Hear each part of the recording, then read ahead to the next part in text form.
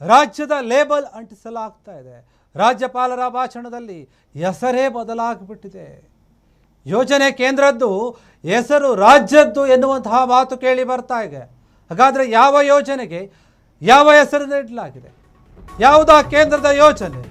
ಕೇಂದ್ರದ ಯೋಜನೆಗೆ ರಾಜ್ಯದ ಹೆಸರನ್ನು ನೀಡಲಾಗಿದೆ, ಲೇಬಲ್ ಅನ್ನು ಅಂಟಿಸಲಾಗಿದೆ ಎನ್ನುವಂತಹ ಮಾತು ಕೇಳಿ ಬರ್ತಾ ಇದೆ. ರಾಜ್ಯಪಾಲರ ಭಾಷಣದಲ್ಲಿ ಹೆಸರು ಬದಲಾಗಿಬಿಟ್ಟಿದೆ. ಯೋಜನೆ ಕೇಂದ್ರದ್ದು, ಆದರೆ ಹೆಸರು ಮಾತ್ರ ರಾಜ್ಯದ್ದಿದೆ. ರಾಜ್ಯಪಾಲರಿಗೆ ನೀಡಿದ ಭಾಷಣದಲ್ಲಿ ಅಡಗಿದ್ದ ಆ ಹೆಸರು ಬದಲಾವಣೆಯ ಗುಟ್ಟೇನು? ಹಾಗಾದರೆ ರಾಜ್ಯಪಾಲರ ಭಾಷಣದ ಪ್ರತಿ ನೋಡಿ ದೆಹಲಿ ನಾಯಕರು ಕೆಂಡಾಮಂಡಲವಾಗ್ತಾ ಇದ್ದಾರೆ. ಕೇಂದ್ರದ ಯೋಜನೆಗಳ ಮರುನಾಮಕರಣಕ್ಕೆ ರಾಜ್ಯಪಾಲರ ತೀವ್ರ ಆಕ್ಷೇಪ ಕೇಳಿ ಬರ್ತಾ ಇದೆ. ಕೇಂದ್ರದ ಸ್ಕೀಮ್ಗಳ ಹೆಸರು ಬದಲಿಸದಿದ್ದೇ ಇಷ್ಟೆಲ್ಲ ಹೈಡ್ರಾಮಕ್ಕೆ ಕಾರಣವಾಯಿತೆ ಎನ್ನುವಂತಹ ಪ್ರಶ್ನೆ ಕೂಡ ಇದೆ. ರಾಮ್ ಹೆಸರು ಬಳಸದ ರಾಜ್ಯ ಸರ್ಕಾರ ಯಾಕೆ ಅಂತ ವಿ ರಾಮ್ಜಿ ಏನಿದೆ, ಜಿ ರಾಮ್ಜಿ ಹೆಸರು ಬದಲು ಮಾಡಿ ವಿ ಗ್ರಾಮಜಿ ಅಂತ ಹೇಳಿ ಮಾಡಿದಾರಂತೆ. ಕೇಂದ್ರದ ಯೋಜನೆಗಳಿಗೆ ರಾಜ್ಯದ ಲೇಬಲ್ ಅಂದರೆ ರಾಜ್ಯದ ಹೆಸರನ್ನು ಹಾಕಿದ್ದಾರೆ. ಕೇಂದ್ರ ಸರ್ಕಾರ ಏನು ಹೆಸರನ್ನ ಘೋಷಣೆ ಮಾಡಿತ್ತು, ಹೊಸದಾಗಿ ಬದಲು ಮಾಡಿತ್ತು ನರೇಗಾ ಹೆಸರನ್ನ, ಅದನ್ನೇ ಬದಲು ಮಾಡಿದೆ. ಇದಕ್ಕೆ ರಾಜ್ಯಪಾಲರ ಆಕ್ಷೇಪವೂ ಕೂಡ ಕೇಳಿ ಬರ್ತಾ ಇದೆ. ಕೇಂದ್ರ ನಾಯಕರು ಕೂಡ ಕೆಂಡಾಮಂಡಲವಾಗ್ತಾ ಇದ್ದಾರೆ ರಾಜ್ಯ ಸರ್ಕಾರದ ನಡೆಯನ್ನು ಕಂಡು.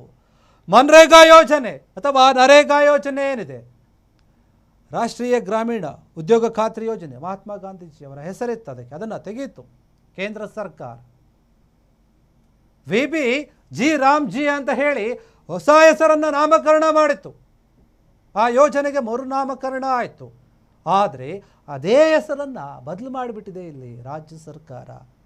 ರಾಜ್ಯಪಾಲರಿಗೆ ಕೊಟ್ಟಂತಹ ಭಾಷಣದಲ್ಲಿ ಹೆಸರೇ ಬದಲಾಗಿ ಹೋಗ್ಬಿಟ್ಟಿದೆ. ಯೋಜನೆ ಹೆಸರನ್ನು ಬದಲು ಮಾಡಿದೆ ರಾಜ್ಯ ಸರ್ಕಾರ. ಹಾಗಾದರೆ ಅದರ ಗುಟ್ಟೇನು? ಯಾಕೆ ಹೆಸರನ್ನು ಬದಲು ಮಾಡಿತ್ತು?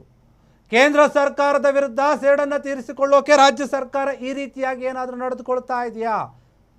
ರಾಜ್ಯಪಾಲರ ಭಾಷಣದ ಪ್ರತಿಯನ್ನು ನೋಡಿ ದೆಹಲಿಯ ನಾಯಕರು ಕೂಡ ಈಗ ಸಿಟ್ಟಾಗ್ಬಿಟ್ಟಿದ್ದಾರೆ, ಆಕ್ರೋಶವನ್ನು ವ್ಯಕ್ತಪಡಿಸ್ತಾ ಇದ್ದಾರೆ. ಕೇಂದ್ರದ ಯೋಜನೆಗಳ ಮರುನಾಮಕರಣಕ್ಕೆ ರಾಜ್ಯಪಾಲರು ಕೂಡ ತೀವ್ರ ಆಕ್ಷೇಪವನ್ನು ವ್ಯಕ್ತಪಡಿಸಿದ್ದಾರೆ. ಕೇಂದ್ರದ ಸ್ಕೀಮ್ಗಳೇನಿದೆ, ಯೋಜನೆಗಳೇನಿದೆ, ಅದನ್ನು ಬದಲು ಮಾಡಿದ್ದೇ ಇಷ್ಟೆಲ್ಲ ಹೈಡ್ರಾಮಕ್ಕೆ ಕಾರಣ ಆಯಿತಾ? ಇವತ್ತು ರಾಮ್ ಎನ್ನುವಂತಹ ಹೆಸರನ್ನೇ ಬಳಸಿಲ್ಲ ರಾಜ್ಯ ಸರ್ಕಾರ. ಯೋಜನೆಯಲ್ಲಿ ವಿ ಜಿ ರಾಮ್ಜಿ ಅಂತ ಹೇಳಿ ಬದಲು ಮಾಡಿತ್ತಲ್ಲ ಕೇಂದ್ರ ಸರ್ಕಾರ, ಅದನ್ನು ಇವರು ವಿ ಗ್ರಾಮ್ಜಿ ಅಂತ ಮಾಡಿದ್ದಾರೆ. ರಾಮ್ನ ಬಿಟ್ಬಿಟ್ಟಿದ್ದಾರೆ, ಗ್ರಾಮ್ನ ತಂದು ಹಾಕಿದ್ದಾರೆ. ವಿ ಜಿ ರಾಮ್ಜಿ ಹೋಗಿ ಈಗ ವಿ ಗ್ರಾಮ್ಜಿ ಆಗಿದೆ. ರಾಜ್ಯ ಸರ್ಕಾರ ಸಿದ್ಧಪಡಿಸಿರುವಂತಹ ಭಾಷಣದಲ್ಲಿ ಏನೇನಿತ್ತು? ಹಾಗಾದರೆ ಭಾರತೀಯ ಗ್ರಾಮೀಣ ಏನಿದೆ ಬದುಕನ್ನು ದುರ್ಬಲಗೊಳಿಸಿದೆ ಹೇಳ್ತಾ ಇರಬಹುದು. ಗಾಂಧಿ ಹೇಳಿದಂತೆ ಗ್ರಾಮ ನಾಶವಾದರೆ ಭಾರತವೂ ಕೂಡ ನಾಶವಾಗುತ್ತೆ ಅಂದಿತ್ತು. ಹೀಗಾಗಿ ಗ್ರಾಮದ ಜನರ ಉದ್ಯೋಗಕ್ಕೆ ನಗರಗಳಿಗೆ ವಲಸೆ ಹೋಗಬಾರದು ಅಂತ ಇದನ್ನು ಜಾರಿಗೆ ತರಲಾಗಿದೆ. ರಾಜ್ಯಕ್ಕೆ ತೆರಿಗೆ ಪಾಲು ಸಿಗುತ್ತಿಲ್ಲ, ಆರ್ಥಿಕವಾಗಿ ದಮನಿಸುವ ಪ್ರಯತ್ನ ಕೇಂದ್ರದಿಂದ ನಡೀತಾ ಇದೆ. 182.5 ಕೋಟಿ ಅನುದಾನ, ದಿನಗಳಷ್ಟು ಉದ್ಯೋಗ ಸೃಷ್ಟಿಯಾಗ್ತಾ ಇದೆ. ಉದ್ಯೋಗ ಖಾತ್ರಿಯನ್ನು ವಿ ರಾಮ್ಜಿ ಕಾಯ್ದೆ ಕಿತ್ತುಕೊಂಡಿದೆ. ರಾಜ್ಯ ಸರ್ಕಾರ ಹೇಳ್ತಾ ಇರೋದು ಕಾರ್ಪೊರೇಟ್ ಬಂಡವಾಳ ಹಿತಾಸಕ್ತಿಯನ್ನು ಕಾಪಾಡುವ ಉದ್ದೇಶದಿಂದ ರೂಪಿಸಲಾಗಿದೆ. ಪ್ರಗತಿಯ ಪ್ರತೀಕದ ಯೋಜನೆಯನ್ನು ನೀರಿನಲ್ಲಿ ಹೋಮ ಮಾಡಿದಂತೆ ಆಗಿದೆ. ಗ್ರಾಮ ಸ್ವರಾಜ್ಯದ ಕಲ್ಪನೆಯನ್ನು ದುರ್ಬಲಗೊಳಿಸಿದೆ. ದೆಹಲಿಯಲ್ಲಿ ಅಧಿಕಾರಿಗಳು ಷರತ್ತು ರಚಿಸಬೇಕಾಗುತ್ತದೆ. ಹೊಸ ಕಾಯ್ದೆಯನ್ನು ಜಾರಿಗೆ ತಂದಾಗ ರಾಜ್ಯಗಳ ಅಭಿಪ್ರಾಯವನ್ನು ಪಡೆಯಬೇಕಿತ್ತು. ರಾಜ್ಯ ಸರ್ಕಾರ ಸಿದ್ಧಪಡಿಸಿರುವಂತಹ ಭಾಷಣದಲ್ಲಿ ಇದೆಲ್ಲ ಅಂಶಗಳು ಕೂಡ ಉಲ್ಲೇಖ ಆಗಿದೆ. ಏನೇನು ಒಂದು ಅಂಶಗಳನ್ನು ಉಲ್ಲೇಖ ಮಾಡಿದೆ ರಾಜ್ಯ ಸರ್ಕಾರ ಅಂತ ನೋಡೋದಾದ್ರೆ ನೋಡಿ, ಭಾರತೀಯ ಗ್ರಾಮೀಣ ಬದುಕನ್ನು ದುರ್ಬಲಗೊಳಿಸ್ತಾ ಇದೆ ಇವರು ಮಾಡಿದಂತಹ ಒಂದು ಕೆಲಸ. ಗಾಂಧಿ ಹೇಳಿದಂತೆ ಗ್ರಾಮ ನಾಶವಾದರೆ ಇಡೀ ಭಾರತವೇ ನಾಶ ಆಗುತ್ತೆ ಅಂತ ಹೇಳಿದ್ರಲ್ಲ, ಅದೇ ರೀತಿಯಾಗಿ ಆಗ್ತಾ ಇದೆ ಇಲ್ಲಿ. ಅದಕ್ಕೆ ನಾವು ಹಿಂಗೆ ನಡ್ಕೊಳ್ತಾ ಇದ್ದೀವಿ. ಹೀಗಾಗಿ ಗ್ರಾಮದ ಜನ ಉದ್ಯೋಗಕ್ಕೆ ನಗರಗಳಿಗೆ ವಲಸೆ ಹೋಗಬಾರ್ದು ಅಂತ ನಾವು ಇದನ್ನು ಜಾರಿಗೆ ತರಲಾಗಿದೆ, ನಾವು ತಂದಿದ್ವಿ. ರಾಜ್ಯಕ್ಕೆ ತೆರಿಗೆ ಪಾಲು ಸಿಗ್ತಿಲ್ಲ, ಆರ್ಥಿಕವಾಗಿ ದಮನಿಸುವ ಪ್ರಯತ್ನ ಕೇಂದ್ರದಿಂದ ನಡೀತಾ ಇದೆ. ಕೇಂದ್ರ ಸರ್ಕಾರ ಈ ರೀತಿಯಾಗಿ ನಡೆದುಕೊಳ್ತಾ ಇದೆ. 182.5 ಕೋಟಿ ಮಾನವ ದಿನಗಳಷ್ಟು ಉದ್ಯೋಗ ಏನಾಗ್ತಾ ಇದೆ ಅಲ್ಲಿ ಸೃಜಿಸ್ತಿದೆ. ಅಂದರೆ ಕೈ ಬಿಡಲಾಗ್ತಾ ಇದೆಯೋ ಅಥವಾ ಕೊಡಲಾಗ್ತಿದೆಯೋ ಗೊತ್ತಾಗ್ತಾ ಇಲ್ಲ. ಉದ್ಯೋಗ ಖಾತ್ರಿಯನ್ನು VB ರಾಮ್ಜಿ ಕಾಯ್ದೆ ಏನಿದೆ ಕಿತ್ಕೊಳ್ತಾ ಇದೆ. ಅಂದರೆ ಮಹಾತ್ಮ ಗಾಂಧಿ ರಾಷ್ಟ್ರೀಯ ಉದ್ಯೋಗ ಖಾತ್ರಿ ಯೋಜನೆ ಅಂತ ಇದ್ದಂತಹ ಹೆಸರನ್ನು ಇವರು ಬದಲು ಮಾಡಿರೋದ್ರಿಂದ ಎಲ್ಲೋ ಒಂದು ಕಡೆ ದೊಡ್ಡ ಮಟ್ಟದ ತೊಂದರೆ ಆಗ್ತಾ ಇದೆ. ಗ್ರಾಮೀಣ ಭಾಗದ ಜನರ ಒಂದು ಬದುಕನ್ನು ಕಿತ್ಕೊಳ್ತಾ ಇದೆ ಅಂತ ಹೇಳಿ ರಾಜ್ಯ ಕಾಂಗ್ರೆಸ್ ಆರೋಪವನ್ನು ಮಾಡ್ತಾ ಇದೆ ಕೇಂದ್ರ ಸರ್ಕಾರದ ವಿರುದ್ಧ. ಅದಕ್ಕಾಗಿ ಇವರು ಹೆಸರನ್ನೇ ಬದಲು ಮಾಡಿಬಿಟ್ರು.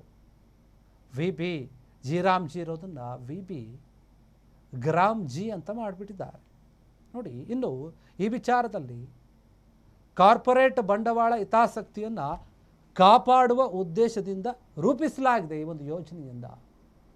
ಪ್ರಗತಿಯ ಪ್ರತೀಕದ ಯೋಜನೆಯನ್ನು ನೀರಿನಲ್ಲಿ ಹೋಮ ಮಾಡಿದಂತೆ ಆಗ್ತಾ ಇದೆ. ಕೇಂದ್ರ ಸರ್ಕಾರ ಆ ರೀತಿಯಾಗಿ ನಡೆದುಕೊಳ್ತಾ ಇದೆ. ನಾವು ಈ ಯೋಜನೆಯನ್ನು ಮುಖ್ಯವಾಗಿ ತಂದಿದ್ದೆ ಬಡರ ಜನರಿಗೆ ಉಪಯೋಗ ಆಗಲಿ ಅಂತ. ಇದರಲ್ಲಿ ಯಾವುದೇ ರೀತಿಯಾದ ಖಾಸಗೀಕರಣ ಆಗಬಾರ್ದು, ಕಾರ್ಪೊರೇಟ್ ಸಿಸ್ಟಮ್ ಬರಬಾರ್ದು.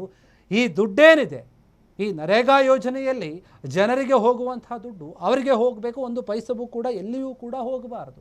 ಆದರೆ ಕೇಂದ್ರ ಸರ್ಕಾರ ಏನು ಮಾಡ್ತಾ ಇದೆ, ಇದರಲ್ಲಿ ಮಧ್ಯವರ್ತಿಗಳನ್ನು ತರುವಂಥ ಕೆಲಸ ಮಾಡ್ತಾ ಇದೆ. ದುಡ್ಡು ಪೋಲಾಗುವಂತಹ ಕೆಲಸ ಆಗುತ್ತೆ ಮುಂದಿನ ದಿನಗಳಲ್ಲಿ ಅಂತ ಆರೋಪ ಮಾಡ್ತಾ ಇದೆ. ಪ್ರಗತಿ ಆಗೋದಿಲ್ಲ, ನಾವು ಮಾಡಿದಂತಹ ಯೋಜನೆ ನೀರಿನಲ್ಲಿ ಹೋಮ ಮಾಡಿದಂತಾಗ್ತಿದೆ.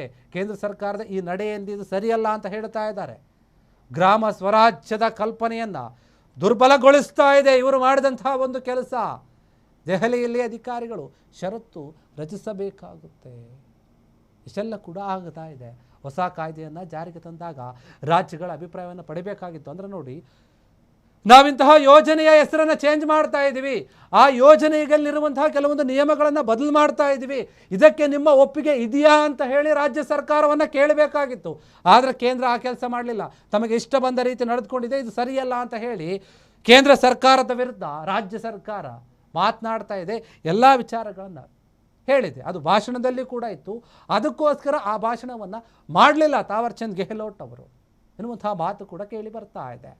ಕ್ಷಣ ಕ್ಷಣದ ಸುದ್ದಿಗಳಿಗಾಗಿ ಫ್ರೀಡಂ ಟಿವಿ ಸಬ್ಸ್ಕ್ರೈಬ್ ಮಾಡಿ, ಲೈಕ್ ಮಾಡಿ ಹಾಗೂ ಫಾಲೋ ಮಾಡಿ. ಹೊಸ ಸುದ್ದಿಗಳ ನೋಟಿಫಿಕೇಶನ್ಗಾಗಿ ಬೆಲ್ ಐಕಾನ್ ಮೇಲೆ ಕ್ಲಿಕ್ ಮಾಡಿ.